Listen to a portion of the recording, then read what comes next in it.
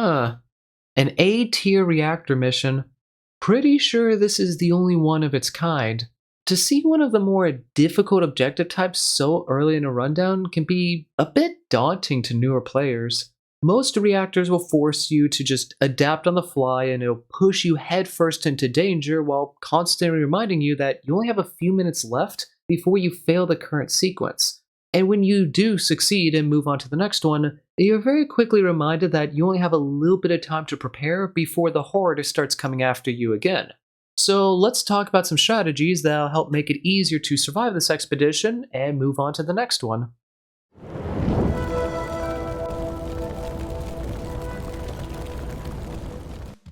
Hello everyone, Professor Scaly here, and welcome to the alternate R3A3 level guide. Just like always, we're going to start off with the recommended loadout, and since this is a reactor mission, it's pretty safe to assume we're going to be bringing multiple sentries with us. So for this one, I'm recommending a biotracker and 3 mid to long range sentries, which would either be burst sentries or sniper sentries. Personally, I like to bring in 1 sniper sentry and 2 burst, but if you want to do maybe 2 sniper, 1 burst, or 3 burst, or 3 sniper, by all means, go on ahead. Any combination is fine. I just find that the burst sentries and sniper sentries are better for this level than the other options. As for the biotracker, I'm recommending that just because if we do take sniper sentries, having biotracker symbiosis can help out a bit. That and just simply tagging the waves of enemies also helps out since it's a little bit easier to shoot at all of them, even if the lighting isn't the best in the area. That and when we run through these zones looking for resources and the reactor codes, it's nice to know just how many enemies are in the next room ahead of me. That way I know if I could just run full speed ahead straight through it because there's practically nothing or absolutely nothing in the room, or if I need to slow down a bit because there's 6, 7, 8, or maybe even a few more enemies inside of it. And as for the sentries, we're bringing these because it's a reactor mission, we want that extra firepower. Mines and C-foam just don't really help out at all in this level. There's one point where we do have to deal with an alarm door, but even then, just doing a funnel strategy with the sentries works out perfectly. That, or if we find a single explosive mine somewhere in the level, we can use that for the alarm to make it so much easier, in which case we don't really need to dedicate a tool slot to a mine deployer or a C-foam launcher. So yeah, 3 burst and or sniper sentries for that extra firepower to help out during the reactor waves and potentially for the alarm door, and you should be a-okay. Dropping down into level, you'll see that your main objective is to find the reactor and make sure it's fully up and operational before you leave. And this reactor will always be located inside zone 430, and you and your team will be starting off inside zone 428. And between you and the reactor, there's really not a whole lot to worry about. There will be a few regular strikers and shooters here and there will be some resources you could collect to resupply with, but that's just about everything. The security door to zone 429 is just an open security door, so not even a scan tied to it, and the security door to zone 430 is just simply a full team scan. So make your way through the zones, deal with the enemies, grab the resources, and once you get into zone 430, look around as there will be more resources in here, and once you and your team are good to go, head down to the terminal in the middle of the room, put the reactor start command to terminal, which will cause the full team scan to appear, and once you finish the full team scan, reactor sequence will begin, and we'll be moving on to wave 1. But before we dive headfirst into the reactor and talk about each one of the waves one by one, there are 2 things I want to quickly talk about. The first one just being how many waves in total you have to deal with, which the answer to that is 6. There are 6 different waves to this reactor, which means 6 different codes you need to get in order to move from one wave onto the next. And when it comes to these codes, only 2 of them are going to be given to you for free, specifically the very first code and the very last code. The other 4 will require you to go into different zones and hop on terminals and get back before your timer hits 0. And the second thing I would like to mention would be the type of enemies you can expect to see throughout the reactor sequences. From wave 1 all the way to the end with wave 6, you can expect to see strikers, shooters, as well as a few giant strikers here and there. The further you get into it, the more of these enemies you can expect to see. And the only other enemy that will appear throughout the entirety of the reactor would be hybrids, and they only show up for wave 4, 5, and 6. So as long as somebody on your team has a high damage long range weapon, like maybe a sniper rifle or a burst cannon or a hell rifle or anything like that, you should be able to deal with the giants and the hybrids with relative ease, and your teammates can just focus on the smaller and weaker regular strikers and shooters. So now that we know how many codes there are and what type of enemies to expect, let's talk about where you'll be defending all the way from start to finish, because we're actually going to be moving around a bit throughout this reactor. So once we finish the full team scan and we move on to wave 1, we're going to be moving out into the room right before the reactor and holding out on the left catwalk. I like holding out up here because it's a nice one-way funnel where enemies are very tightly, packed together. So if you have hell weapons that could pierce through enemies, they put in a lot of good work here. And it's pretty close to the reactor, which means once the wave is done, we have plenty of time to run back to the reactor and put the code in. As for your sentries, you could place them on the catwalk up above with you. I placed one of mine down below in the middle of the room just in case enemies went down through there, but I found that as long as everybody on your team is staying close to the staircase or the catwalk itself, all of the enemies should funnel through the catwalk, in which case you will not need that sentry down below.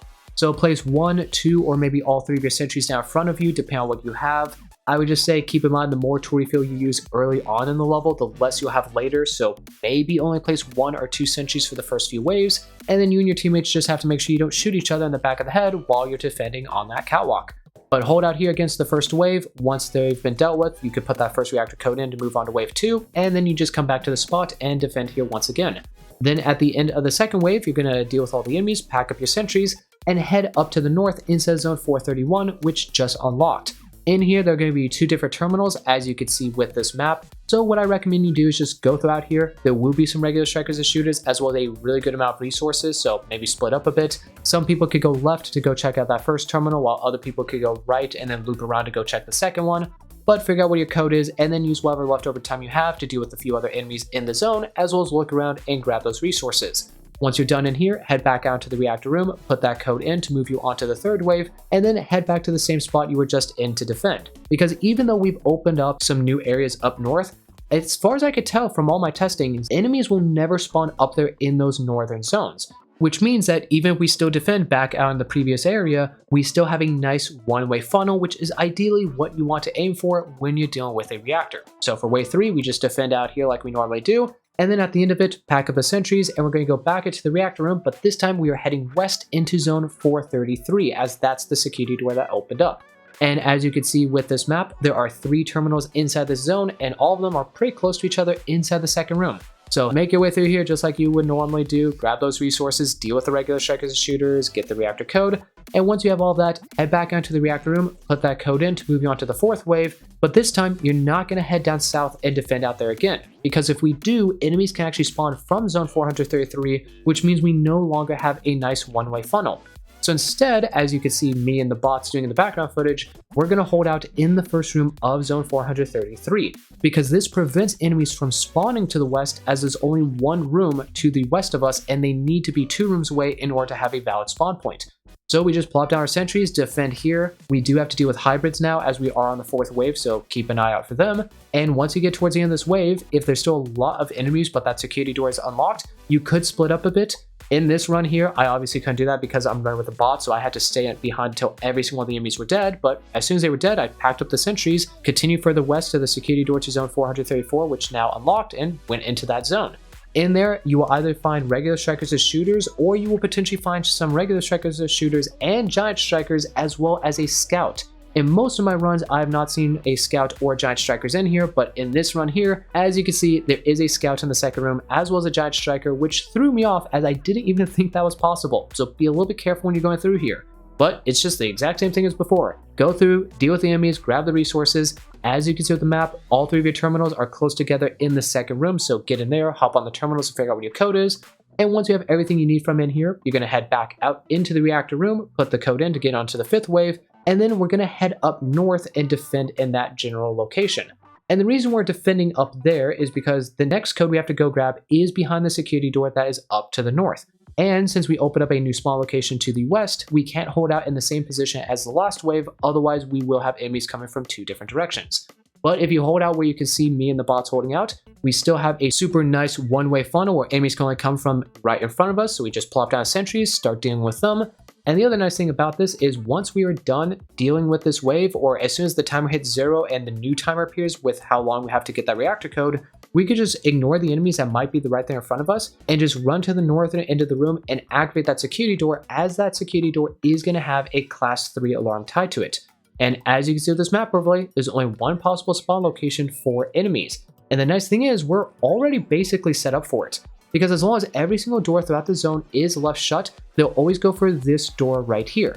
Now, if you found an explosive trim mine in one of the previous zones, you could shut that door and mine it, that way enemies pile up on it and blow up to the mine. But if you did not find an explosive mine, you just simply leave that door open and have your 3 sentries facing towards it. That way, as enemies enter into the room, your sentries are still shooting at them. And even if we do still have some enemies left over from the reactor, that's not too big of a deal because spawn cap is a thing, so we're not really going to get absolutely overwhelmed by enemies. In my run, as you can sort of see, I saw enemies coming after me, but I ran up, activated that security door, got to work on the scans, and the sentries helped thin out the enemies by quite a bit. So deal with every single one of the enemies that are still left over from the reactor and the alarm, and once everything is dead, pack up your sentries and then head inside of zone 432. In there, as you can see with the map, it's just 2 rooms and there are just 2 terminals. However, in this zone, there's going to be a fair amount of dense fog, which is going to make it difficult to see where you're going, and there are going to be a fair amount of enemies, both regular strikers and shooters, as well as a few giant strikers. So if you have a ton of ammunition, you could go guns crazy, just blast your way through, or if you want to take a little bit more stealthily, you could sneak your way through. Really, I just go into the zone and go through the big door right in front of me, and I just take the catwalk to get to the northwestern terminal, and if that's not the correct one, I go down below, hug the northern wall, and then I check the northeastern one, and then once I get that, I just continue to hug the wall and I get out via the southeastern door. But once you get the code and you're done in there, head back to the reactor terminal, plug it in, and then you're going to defend in the same location, or roughly in the same location as you did for the 5th wave. The reason for that is because we still want to maintain that nice one-way funnel so enemies can only come at us from the south. The only thing to really take note of though about this final reactor wave is that it throws a little bit of a curveball at you towards the end of it. So the regular enemies from the reactor itself are only going to be spawning south of you. However, once you get to about 40 or 30 seconds left on the timer, a bunch of giant strikers are going to start spawning in. And these giant strikers can spawn basically anywhere. As long as it's 2 rooms away from you, north, south, west, or east, it doesn't matter. They will spawn in. So I recommend that once you get towards the end of the wave, person with the biotracker, keep an eye out to the north of you. That way, if a few giant strikers spawn from there, you do not get blindsided by them. And then as your timer is getting close to 0, make your way back into the reactor room. That way, as soon as the timer ticks over and you're given the code for free at the top of your screen, one person can hop on the terminal, put that code in super quickly while the other people just defend that person on the terminal. And once you get it in, that will complete the reactor sequence and your extractor scan will appear at the beginning of the level. And at this point, you might have a lot of giants slowly coming at you from all directions, but I would just recommend if you have the HP, just say screw it. Run right past them. Obviously, don't run directly through them so you don't get meleeed by them, but just run past them, ignore them, and make your way back to extraction, as an extraction alarm will initiate shortly after you put that 6th and final code in. This extraction scan does not take all that long to finish, so assuming you make it to it and you don't have a ton of enemies right on your tail already, you should be fine. As soon as you get that scan all the way up to 100%, you are done and you have beaten alternate R3A3. And that's all there is to it. Alternate R3A3 isn't the most complicated reactor out there, as it is only an A tier mission, but for those with little experience when it comes to reactors, it can give you quite a few issues. Having to blindly go into zone after zone, looking for resources and your terminal code, while also dealing with all of the enemies and the alarms, while a time limit is looming above your head, it can cause quite a bit of stress for the team. And as we all know, stress and panic can very quickly get you killed down here. As always though, thank you for watching this video all the way to the very end. I do hope that it was able to provide you with some assistance in beating this level. If you have any tips or tricks this level that you want to share, any questions for me, or you just have something in general that you want to say, please do let me know down in the comments. Hit that like button if you enjoyed the video, subscribe to the channel if you want to see more from me, and if you want to join my lovely community, there's a link to my Discord down in the description, as well as some other links you might be interested in.